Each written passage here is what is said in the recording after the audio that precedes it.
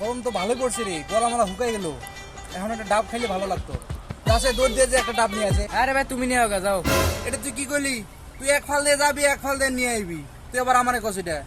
ভাই তুমি যাইতেছো না আমি যাইতেছি না, এখন কি করা যায়? ভাই পাইছি, বুঝাও। এই পেয়ে গেছি।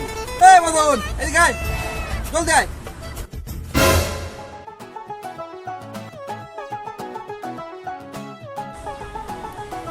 এই ধর টাকা। ওই রাস্তার উপরে দোকান আছে, আমি দুজনের নাকি দুটো ডাব নিয়ে আইবি, বাকিটা তুই রেখে দিবি। ভাই ডাব আছে না? হ্যাঁ আছে। তাইলে ভাই দুটো ডাব দেন।